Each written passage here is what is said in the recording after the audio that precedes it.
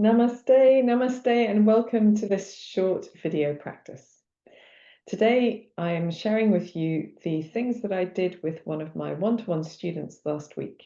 So I often record the things that we do in one-to-ones so that that student can have the practice for posterity to go back to if they wish to. And last week, one of my students was not feeling their best, so we did a restorative practice mostly. So it was a little bit about moving energy gently and shifting things in a way that was useful for them. And I hope you'll find it useful too. I personally am really looking forward to this today. So I've got a few bits of equipment. I've got a blanket because I think that would be useful to be warm throughout this practice. I have a Pilates foam roller. Look at this beast. It is really firm. It doesn't have much in the way of give in it, just a tiny, tiny bit. If you don't have a foam roller, certainly a long one like this, then you can use a bolster as an alternative. I've also got a bolster and a block, which I'm going to use for another practice as well, and a squashy ball. So we'll use the block separately too. Many, many things. I'm going to put some of this equipment to one side so that it's easy to get to hand, but it is out of the way. And we're going to start this practice lying over the bolster with it propped up at the head end, just a touch. So block underneath the head. And we sit with our low backs really pressing up against this bolster as much as we can. You'll notice I've got my ugly but very warm jumper on today. And I've actually got two jumpers on. So when you're doing practice that is not going to be super vigorous and warm the body in that way, it's useful to keep yourself warm with some layers because cold detracts from our practice. So here we're settled up against our support and we're going to lie back over it so that the head is supported a little bit higher than the heart, not much. And we can cover ourselves in the blanket. We've got the feet on the floor and the knees bent. Arms can rest out to the sides of the body with the palms turned upwards if that suits your shoulders. And we want to first arrive here. So take a moment to make sure this feels comfortable. We want to make sure that the buttocks on the floor and the low back supported by the bolster feels good. If it feels a bit too intense, even with the knees bent and the feet on the floor, then pop another block underneath your buttocks, maybe not quite as high as the bolster itself, or it could be a cushion or a rolled up blanket. Any of these will do. And then allow the back of the body to really be heavy into this support. We have lots of muscles in the back of the body that we're not often aware of being active. So the things that keep us walking upright, that keep the head lifted and upright. And only when these muscles are supported can they really find a way to switch off, to soften their big effort. So allowing that to happen now as we surrender our bodies down into the floor, down onto the support.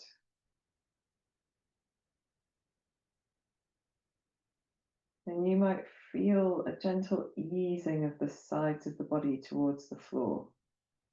This sense of the shoulders moving down and opening across the chest. Kind of lift under the bottom of the rib cage.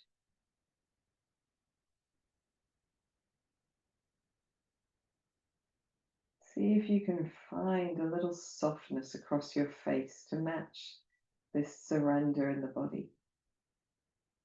Softening your forehead and the area around your eyes and your mouth, tongue and jaw.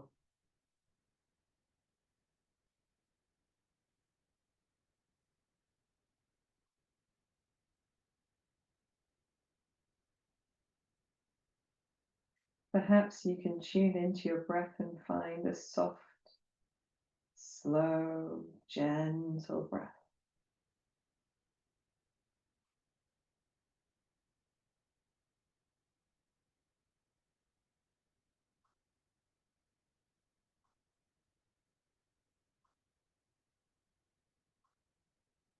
And if you feel really, really comfortable here, you might want to stay just as you are. Or you can try exploring how it feels to extend the legs, so lengthening one leg and then the other, making the feet quite far apart, allowing the pelvis to soften down. And for me, that feels more comfortable because the backs of my legs can really relax.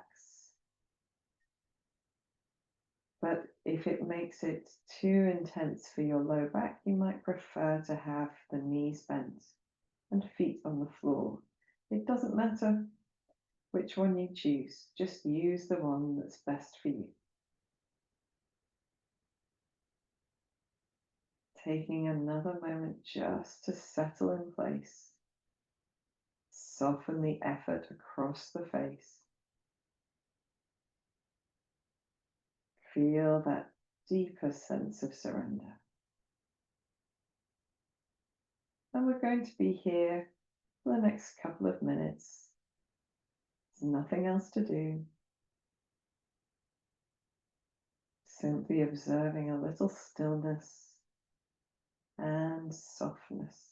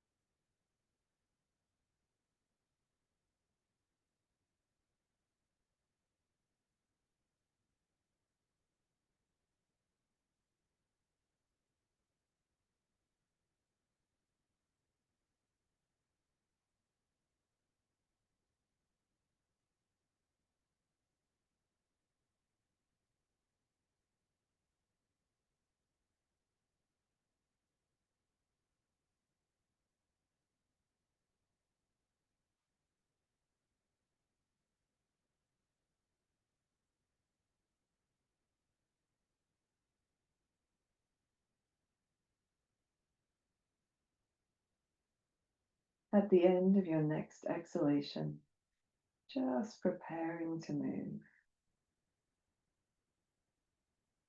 Maybe begin to wiggle your hands and feet, fingers and toes. If your legs are extended, you can gently draw them in to place the feet on the floor with the knees bent, one at a time. And then we need to do a graceful dismount. So we're gently going to roll to one side and then ease the support out from underneath you and just roll straight onto your back again, keeping the knees bent and the feet on the floor, maybe bending the arms at the elbows to rest the hands onto the abdomen. And just take a few moments here to let your back find that more neutral position, sort of rebound from the position it was in. Very nice. So I'm just going to move a few little bits and pieces out of the way and also remove this blanket because we're going to do a bit more moving just now. So it is fine to just have your equipment strewn around you. So we start from constructive rest, this position where we are lying on our backs with the knees bent and the feet on the floor. And the arms can do whatever is useful for you here. So I quite like to let my arms rest out to the side because I tend to be quite forward folding in the upper back, and that lets my shoulders soften into the floor, which is very nice, but you can put them wherever you like. We're going to start with just a few movements of the head. So a little gentle, really small, tiny, tiny nodding of the head.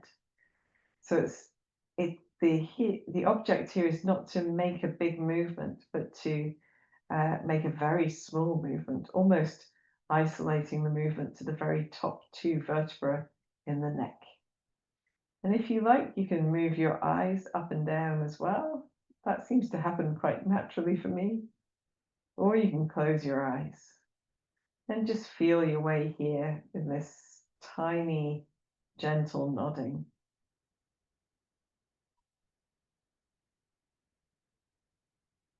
And then we're going to bring the head to center and just do a little gentle side to side.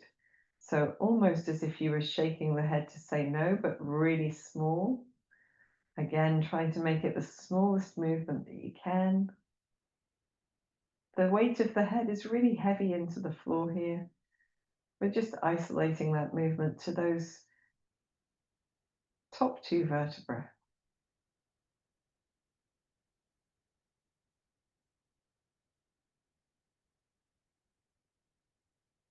If you can, relaxing your face. If you can't relax your face, then smile. That's a great alternative. When you're ready, coming back to center, and then we can make little small circles of the nose. So the head is moving in a circle. It's really small, as if you were drawing it, that circle on the ceiling with your nose.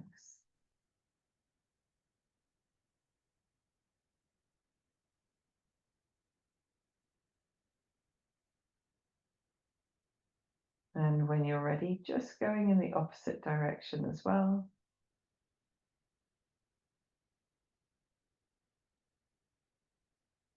Smallest possible circles. Might not even look like you're moving very much to someone who's observing.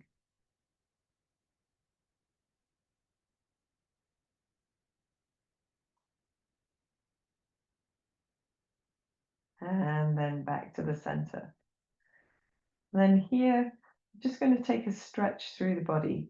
So lengthening the arms and legs. The arms can come up over the head to stretch in any way that feels good. Maybe lengthening the right side and then the left side. And maybe doing that one more time. Left side and right side. And then gathering yourself back in, arms back down by the side and knees bent with the feet on the floor. And then we can do some bigger movements, rolling the head from one side to the other. And you don't have to get all of the way into this movement all at once. We can build into it. So just taking a few rotations here with the head one way and the other.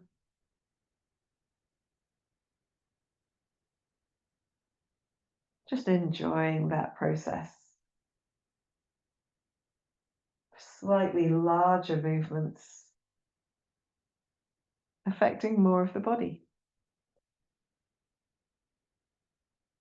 And we're going to bring our heads back to center. And we're going to allow the back of the head to be quite heavy onto the mat so that we can firm the belly muscles just gently to draw one knee in and then the other. We're going to hold our knees. We don't need to heave them towards us. We're just going to hold them wherever they fall with the hands on top of the kneecaps, knees together, feet together, thighs together. Once we've got our hands in place, try to allow your shoulders to soften back into the mat. Some of you might find that your arms are more lengthened. That's okay, as long as you're still thinking about letting the shoulders be heavy. And then we're going to make the smallest possible movement to circle the knees. It's this really gentle rocking on the sacrum in the back of the body. The sacrum is the part of the body that joins the spine to the hips or to the pelvic girdle. And it's a set of 5 fused vertebrae. Looks almost like a little arrowhead.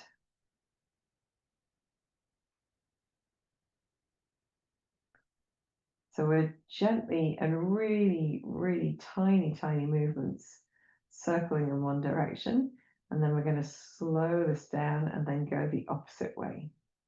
So really, really tiny, tiny, tiny movements. And it should hopefully, to somebody observing, almost like you're not moving at all. You'd have to do a double take to even notice that there was a movement going on.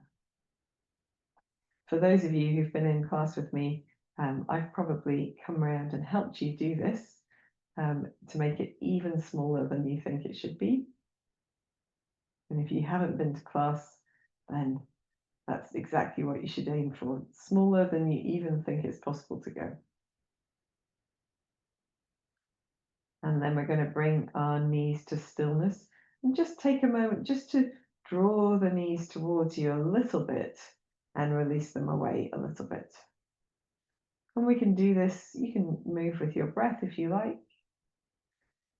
Inhaling as the knees come slightly away from you, arms lengthen. Exhaling as you draw the knees into your chest, arms bending. Just a couple more like this. Inhaling and exhaling. Nice, slow, steady movements. And then coming back to having the knees together, arms just wherever they naturally fall with the hands on the knees. We're going to make them circles a little bit bigger. So we're going to start smallish, but then work to making those circles even bigger. And then even bigger still. Even bigger still. And doing a few at your sort of larger circle size, if that makes sense. And feeling the difference in what goes on in the back of the body. We can go the opposite way, starting relatively small. You'll notice different areas of the body are massaged by the movement. The bigger it gets and the smaller it gets. And making those circles as big as you feel comfortable doing today. Keeping the knees quite close. Rolling, rolling, rolling. Let's do one more in this direction. And then just allowing the feet to come to the floor one at a time. And we're going to stretch the legs away from us again, finding that openness at the front of the body, just where the legs come towards the torso when the knees are bent. And then stretching, taking a deep breath in and stretching the arms, stretching the toes away from the fingertips, maybe doing one side and then the other or both sides at the same time. Maybe stretching the heels of the hands away from the heels of the feet. And then when you're ready, you can lower your arms and gather your feet back in, and then your knees back in. We're going to take the feet and the knees about hip width apart, hands on the knees, tiny, tiny circles. Tiny, tiny circles. You know the score now. So we're trying to feel in the back of the body what happens with these tiny circles, trying to relax the shoulders as much as possible into the ground and let the back of the head be nice and heavy. And then you can just slow it down and go the opposite way as well. Tiny, tiny, tiny circles. I prefer the tiny circles with the knees all the way together, but it's useful to feel how different it is with the legs in a different orientation.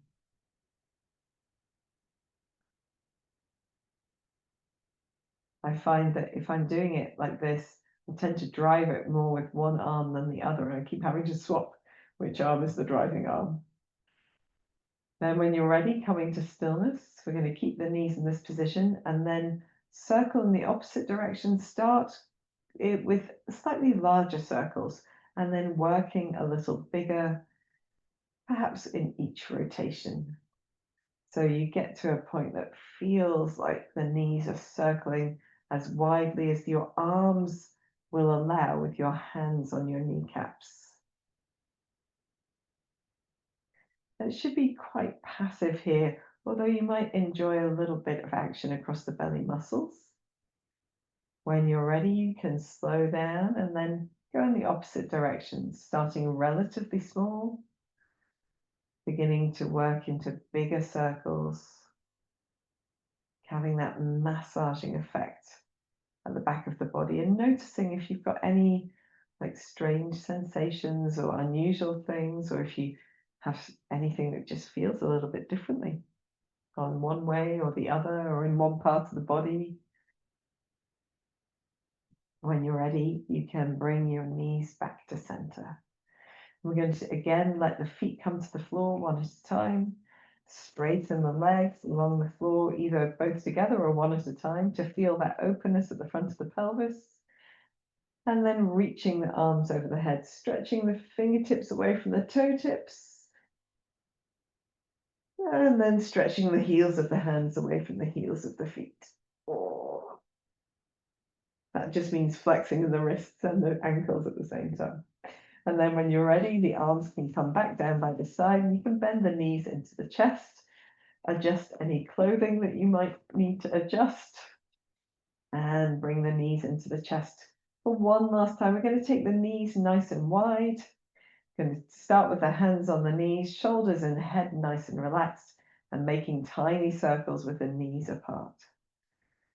So it is, as I say, it's harder to drive the tiny circles when the knees are apart, but doing your best. And just feeling the difference in the back of the body. We can go the opposite way as well whenever you're ready. I find that I can't make them quite so tiny with the knees so far apart, but they're still pretty small.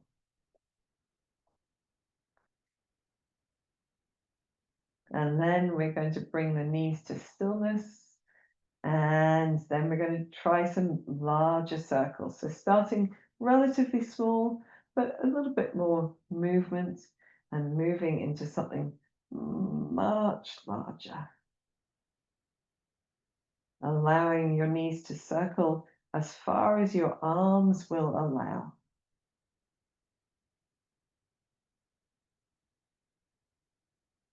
Feeling the difference here, we're really rolling from one side of the hips to the other. Get a massage over the buttocks as well as the low back. It's lovely. You can go in the opposite direction whenever you're ready, starting relatively small, building your way, keeping the knees apart. If they tend to creep closer together, just allowing them to rest apart whenever you notice. And then finding yourself in your widest possible circle.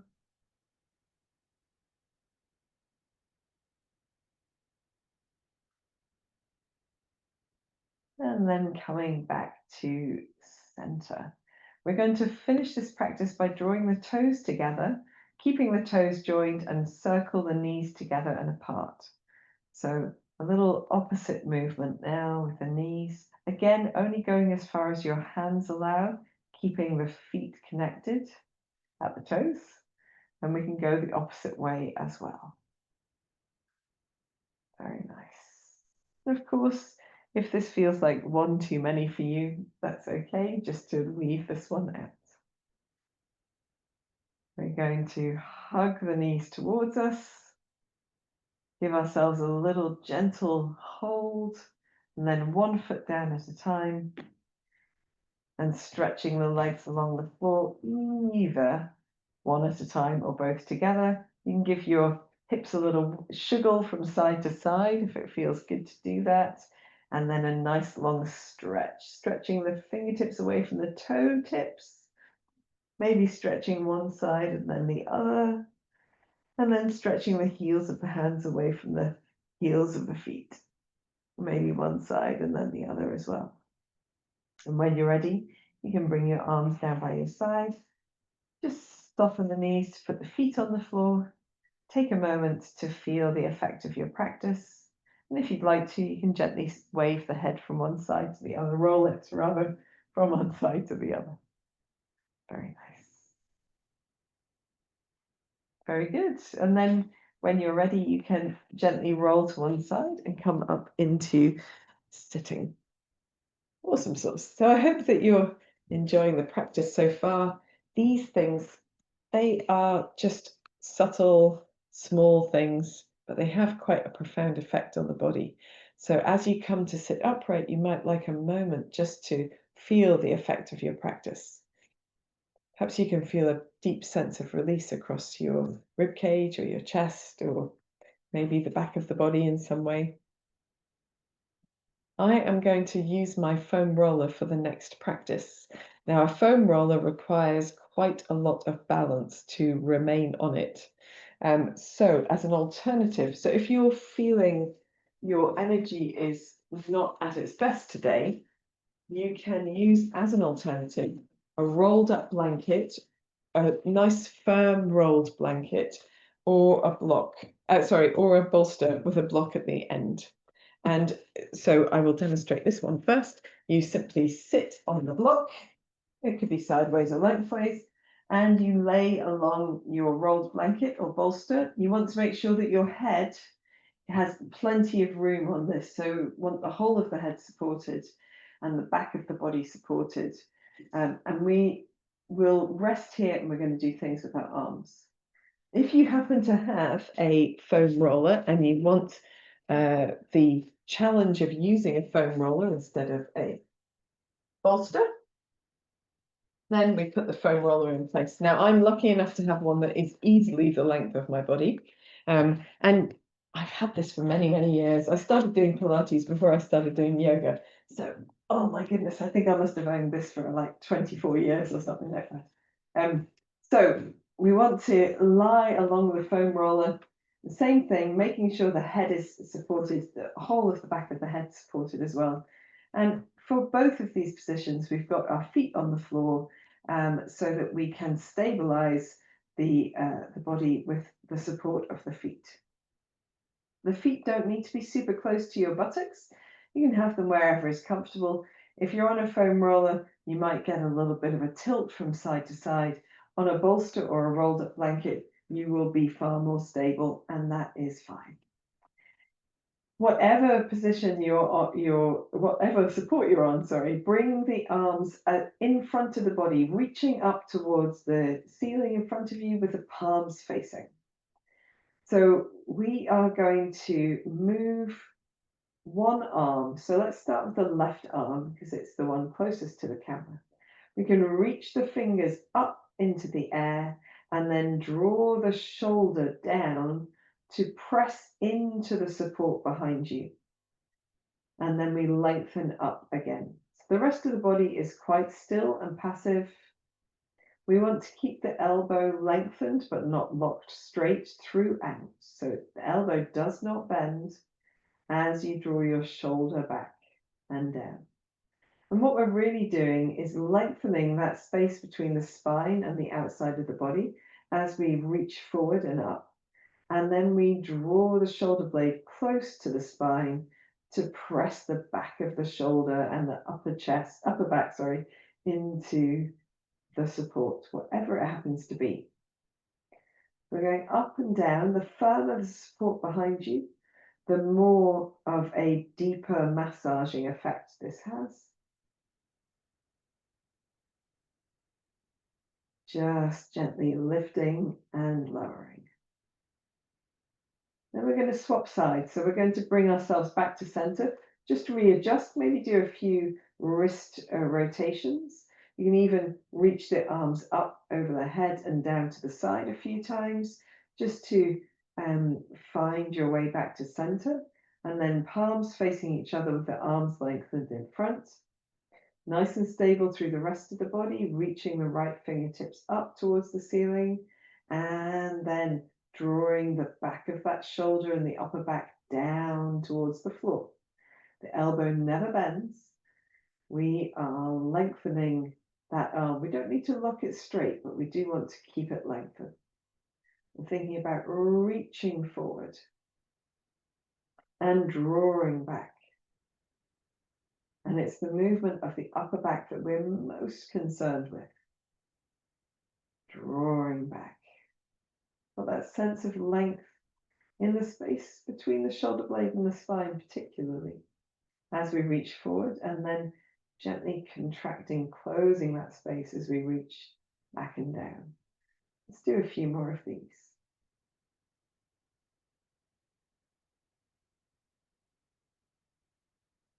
Allow the back of your head to be heavy.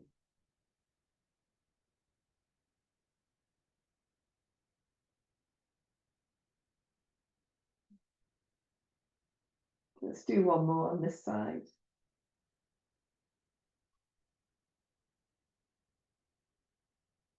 And then we're just going to allow the wrists to roll a few times.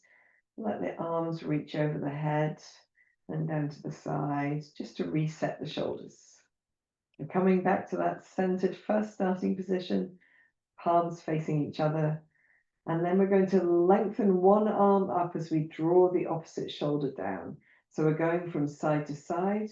We are not bending the elbows at all, except a little softness naturally to hold this lengthened position without locking. We are alternating side to side so that it feels like we're almost using a pulley, pulling one way and then the other, pulling one side and then the other. The opposite side responding. And it's really lovely on that upper back space, particularly the place just between the shoulder blades. Let's do one more to each side.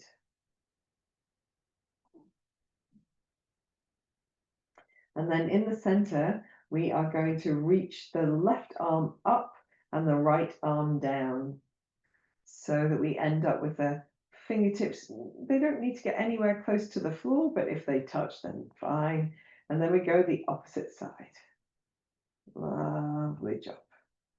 So we're keeping the rest of the body pretty still and centered.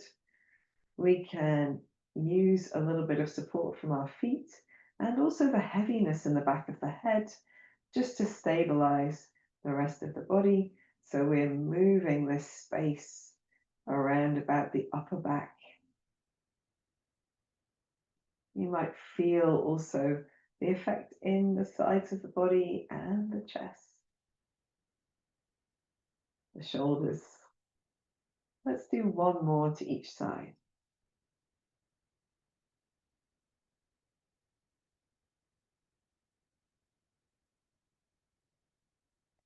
When you're ready, coming back to the center, and we're going to cross the left arm over the right arm, just to let the arms rest on the chest for a moment. Take a couple of deep breaths.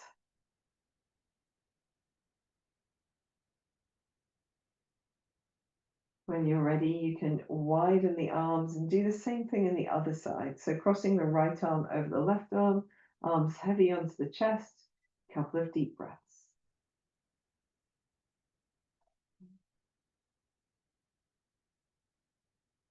On a foam roller, that might feel quite intense, but hopefully not so much on a rolled up blanket or a bolster.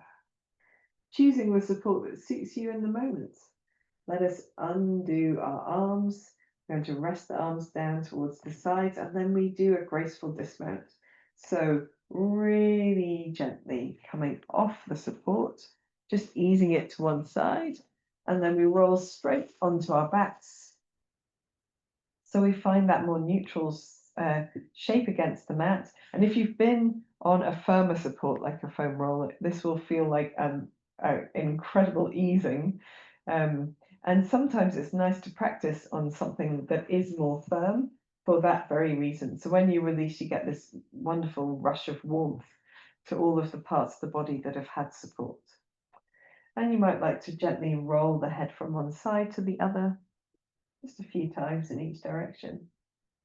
Or make any other small releasing movements lengthening the arms and legs and taking a stretch. It's quite nice, rolling the wrists and the ankles. Maybe yawning. Ooh, excuse me. Goodness gracious. And then we can draw the knees into the chest as well. So if you enjoy circling the knees, you can do that, or you might like to do my favorite way to release when I've been doing these sorts of things is to hold the knees together and shift them to the right as I look to the left, and then take the knees the opposite way and turn the head to the right. So it's a small movement. It can be really small, it can be very centered, or it can be a little bit bigger depending on what you enjoy. And it's a really gentle twist of the spine, but just feels nice. Any other sorts of movements that feel good? And then we'll take our feet down to the floor. And I'm going to leave this foam roller out of the way and grab hold of my spongy ball. So I want a Pilates ball type of affair with about a third of the air taken out of it. If it's too firm, it won't have the desired effect, and it might actually be very, very hard to balance on.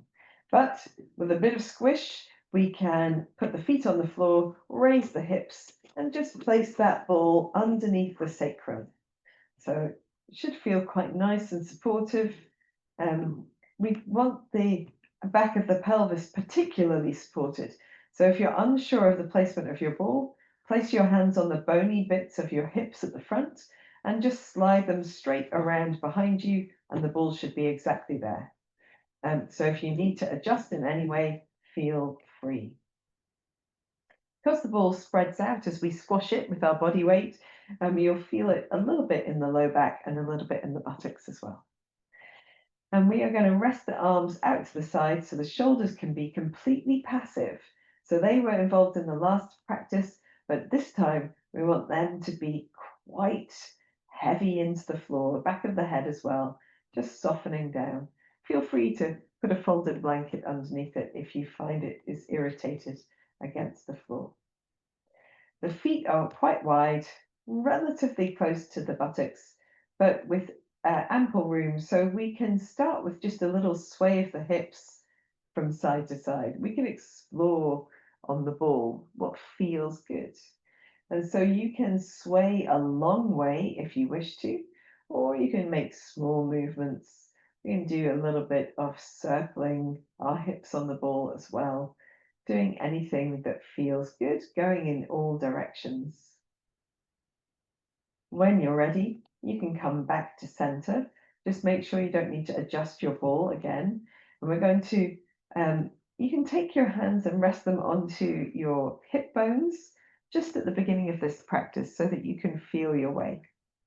So imagining that your head is 12 on a clock face and your feet is 6, we're going to tip the pelvis from 12 to 6.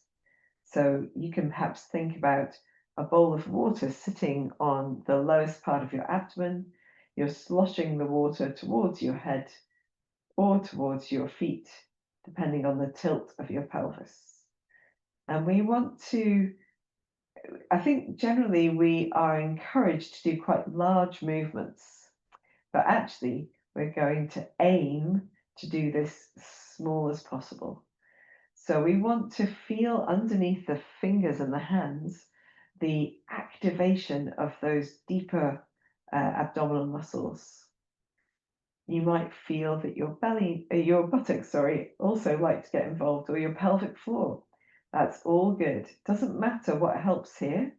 We are just gently tipping 12 to 6 and trying to make it really subtle so that the rib cage is not involved. There's nothing moving higher than the waist or lower than the thighs. Once you've got a hang of the movement, you might relax your hands down to your side and just feel how it goes with just doing it with no hands. If you find that the hands really help you to focus and concentrate, leave them on your pelvis, not a problem at all. small movements, backwards and forwards, or 12 to 6. And then take a little bit of a break. And as you take a break, you might like to lengthen one leg, just give that ankle a little bit of a shake, and then bend that knee and lengthen the other leg. Give that ankle a bit of a shake, which shakes the leg as well. And then back to center. Making sure that as you rest in center, your ball feels like it's in the right place and the rest of the body nice and heavy. We can place the hands onto the hips and we're going to try to move from 3 to 9. So it's a little tilt one way and then the other. The knees are not moving. It is just the hips, a little rise and fall. You might feel the activation of your buttocks a little bit. You almost certainly feel the activation of your belly muscles. And what we're really doing is accessing the deep core here.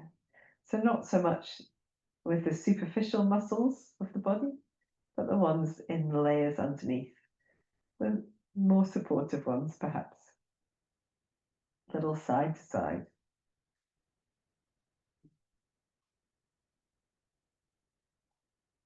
Very nice. If you've got the hang of it and you want to rest your arms down to your sides, sometimes that helps to keep the shoulders a bit more passive. And remember, not really moving anything above the waist or below the thighs. So not moving the knees, just a little tilt, 3 to 6, left to right.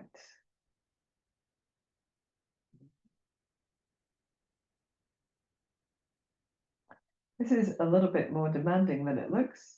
So if you fatigue, just rest. And then when you're ready, coming back to center, we can stretch out the legs one at a time, perhaps giving the ankle a little turn or a rotate with the knee nice and soft. And then doing the other side. Anything that feels good, just to extend through that back of that leg. You also reset the pelvis. As you come back to center, you might like to try doing the clock face.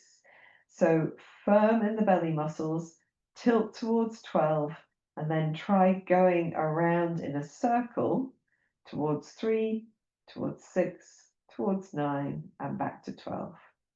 And just keep going. You can keep the hands on the hips to help with this if it helps you really focus on the movement. We want to make it really small so we don't feel the bottom of the ribs joining in. We don't feel the knees joining in.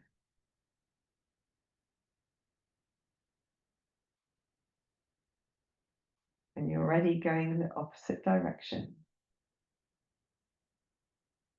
Lovely tilting, circling. If you have the hang of it, you might relax your arms down to the floor, just letting the backs of the shoulders, arms, and head be heavy. Trying to make this movement small and subtle, but profound.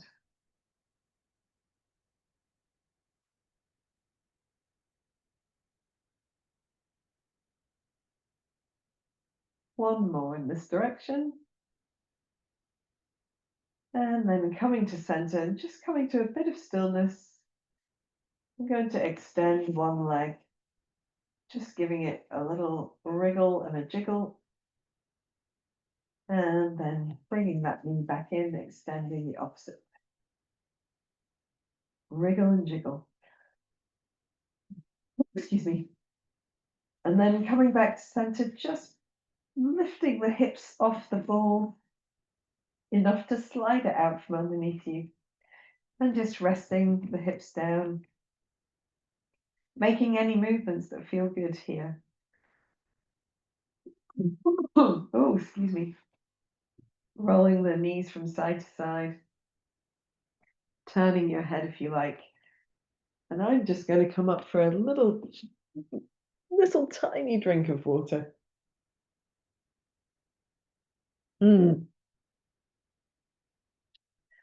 So our last thing to do is a very similar practice, but with our blocks.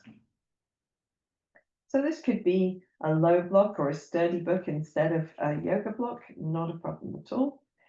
We start from this bridge position with this constructive rest position with the feet on the floor. We're going to lift the hips and just slide that block underneath the back of the hips. The same sort of position we had the ball in, but it will feel different because your body can't mold into this, or the support can't mold into your body rather.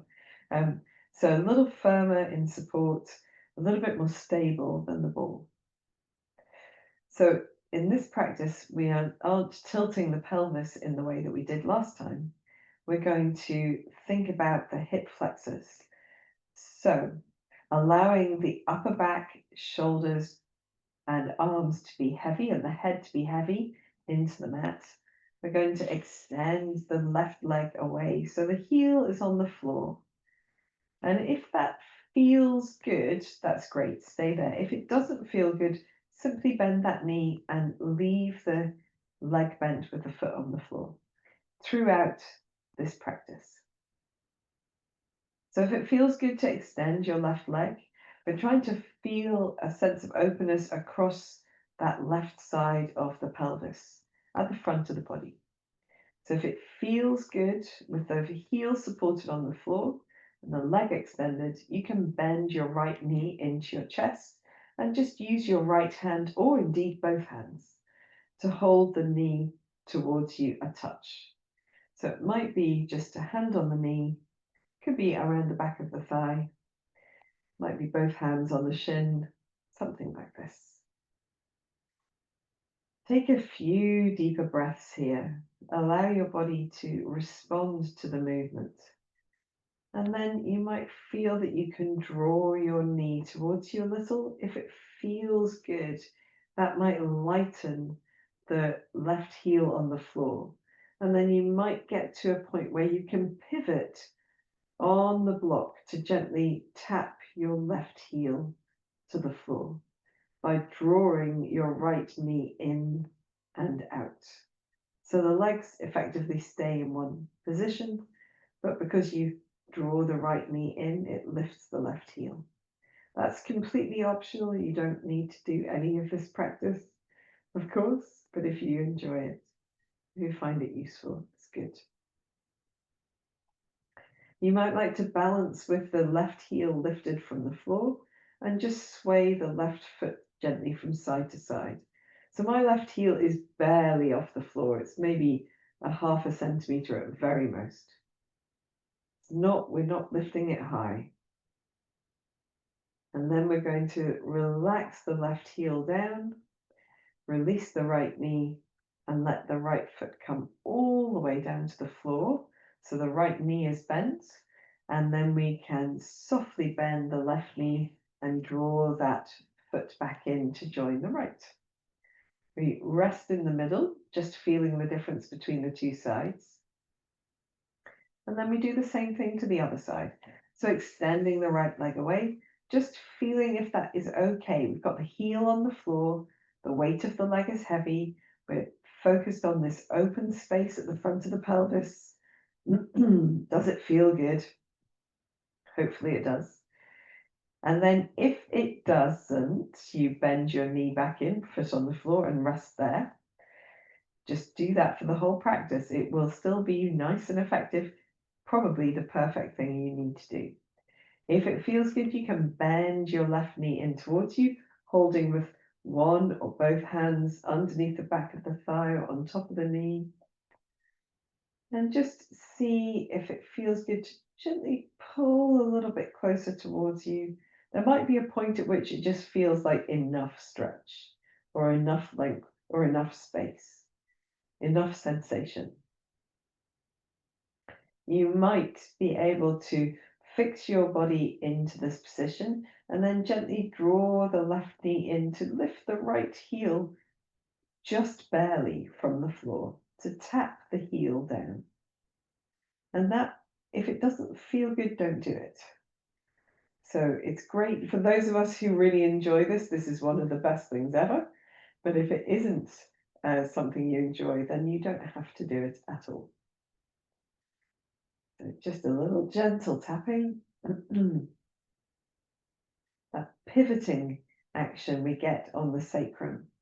We spent quite a lot of our practice focused on this area of the body.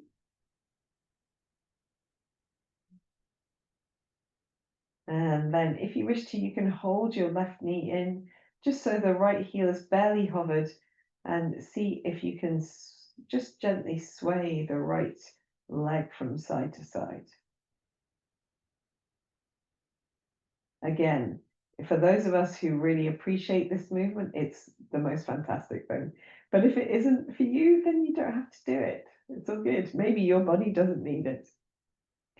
When you're ready, you can let that right heel be heavy again. Then just ease the left foot down to the floor. Keep the knee bent, and then just a little wiggly movement to draw the right knee in so that both feet are on the floor. If you didn't enjoy extending one leg or the other, then you might not enjoy extending both legs, or perhaps it needs to be both legs to feel comfortable. So we can try extending both legs out away from us. So we find an open space at the back of the knee and this open space across the front of the pelvis. And if you like, you can rest your arms down to your side. If it's not comfortable in the back of your body, just bend your knees in, place your feet on the floor. What you're doing there will be enough for your body. If you're fed up of being up on the block, come down to the floor, no problem at all. If you enjoy this position of legs long, just check the feet are apart. And for some people, it'd be quite nice to let the toes just fall out to the side, so you get this gentle rotation at the back of the pelvis. And you can also try reaching your arms out to your sides or over your head. So wherever you are, you want to make sure that your shoulders are relaxed and the backs of your hands and your elbows find the floor. So if you've reached too far and the elbows start to lift off the floor, just bring your arms a little further out to the side or down towards the hips. Here, taking a few deeper breaths, allowing the body to be heavy, to be open. Feeling the space underneath the back of the body where you've lifted it slightly with the block away from the floor, under the backs of the ribs. Feel the space at the sides of the body and over the chest and pelvis. Soften the features of your face.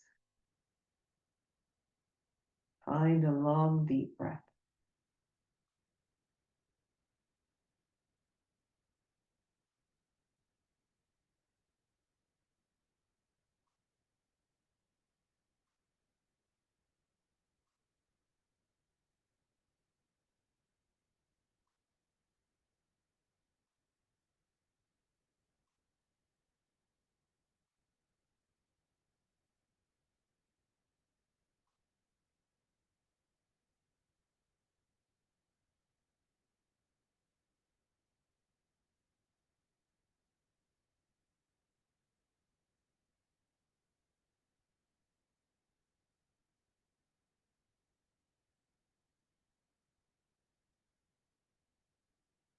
At the end of your next exhalation, just allowing your arms to come back down towards the sides of the body. A little firmness across the belly muscles to turn the toes to point upwards again, and slide the feet in one at a time to support the body with the feet on the floor, knees bent. Take a moment here. We're kind of guiding the body back towards a more neutral shape, a little bit at a time, which helps us to not feel any ill effects from our practice. You can, when you're ready, as subtly as possible, just use the buttocks to lift a little and move the block. So you just want to move as little as possible to get that block out from underneath the body. When you rest the hips down to the floor, again, you'll feel a rush of sensation in the body. Hopefully, it feels like a good sensation in the body. And then from here, doing any relaxation that feels good. So I'm going to lengthen my legs along the mat, but you could put a bolster underneath the backs of the knees if you wanted. I just feel so ready for Shavasana now. And we can obviously have our blankets in place as well. So I'm not going to teach a whole relaxation here, just for timings and because you guys can do a lovely relaxation yourselves, maybe listening to a piece of music that feels good, just observing your breath or the sounds of nature around you, or sensations in the body. The important thing is to take a deep breath in and sigh gently out.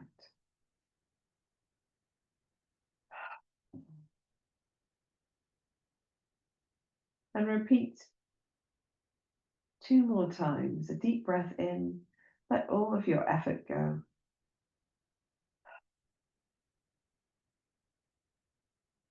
Deep breath in and surrender your weight and your effort and your body down.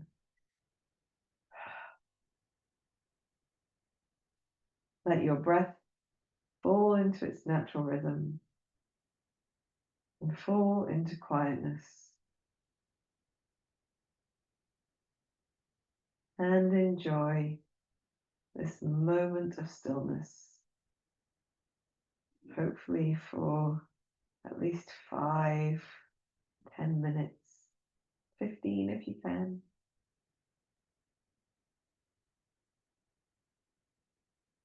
Softening, settling, feeling that stillness